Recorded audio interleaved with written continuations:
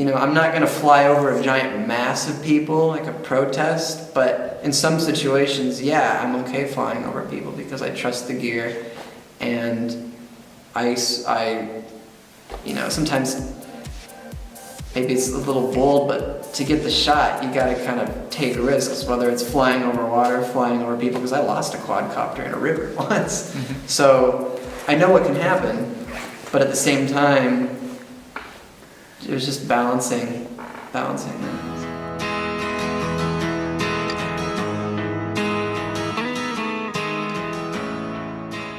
In my university, at the University of Nebraska, we have the drone journalism lab in the journalism college. There is no class specifically geared towards drone journalism, and that is because of the FAA regulations. Journalists can't fly. So basically, my college has decided we're not going to teach students something that they cannot immediately go out and practice immediately.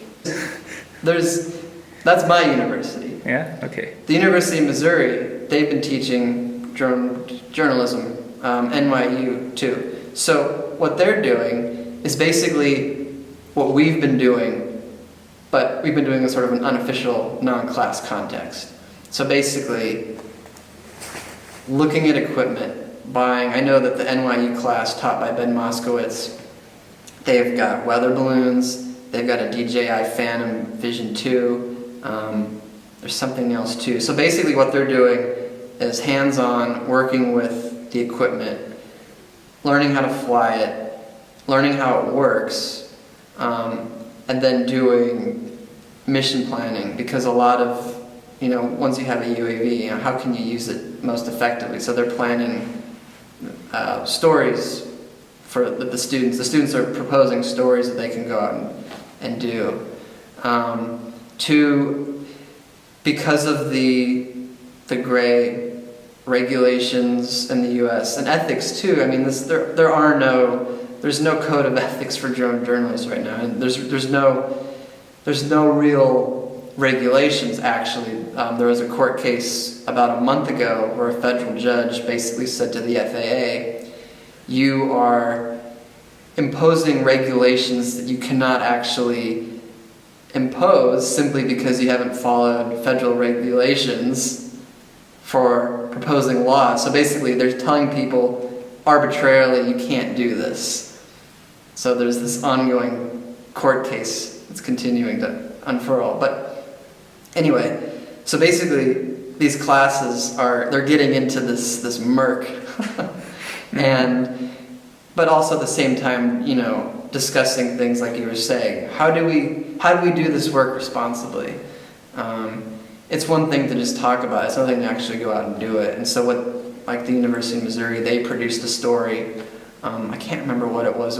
I believe it was an environmental piece, like what we did at the University of Nebraska. It's new technology for an old profession. We're using the drone to just sort of tell good stories in a unique way and sort of get a new angle on things. And I think, yes, literally a new angle. At the University of Nebraska, students are using drones to film the effects of drought. The Platte River has become a long sandbar. And it's not just students. Real estate agents outside Los Angeles are using drones to showcase properties. And the opening scene of the latest James Bond film, shot in Turkey, featured footage captured by drones. While the interest in drones is taking off, there is a considerable amount of pushback. Not everyone is ready for an eye in the sky. Privacy advocates are worried. At least 33 states have considered laws that would restrict drone use.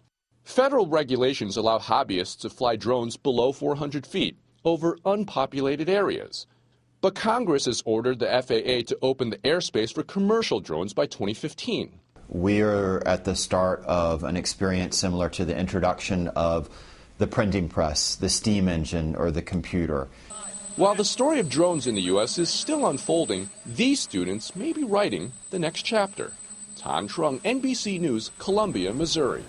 But that too, we're doing proof of concept stories. So the story that we did as a lab, it wasn't part of a class, but it was totally an educational experience involving students.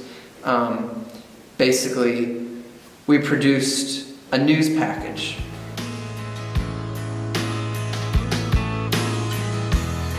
Yeah, I mean, news package in the sense that you're packaging together your shots on the ground with the tripod, then you've got your interviews with your experts, locals that you spoke to, and then you also include in the aerial shots.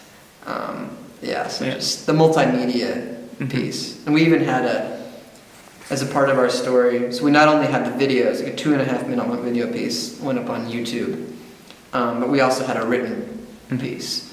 So even though we think UAVs are great, we're not about to say that they're going to change journalism and that's all you're going to need to go cover a story. It's simply going to be a tool to help cover a story.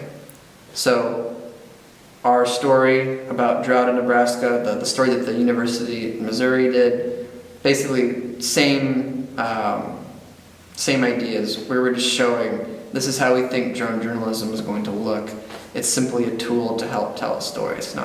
The drone is not going to be telling the entire story.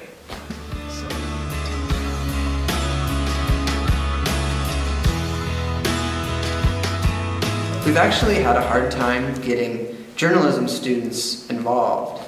Not really sure why. It might be because of the technical aspects, or perhaps they don't see it fitting in with their graduation requirements, which it doesn't.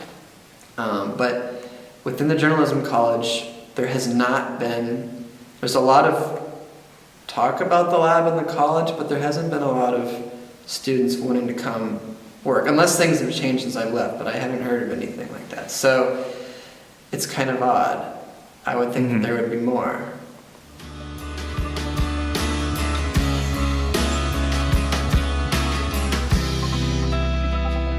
So in Missouri it was an official class.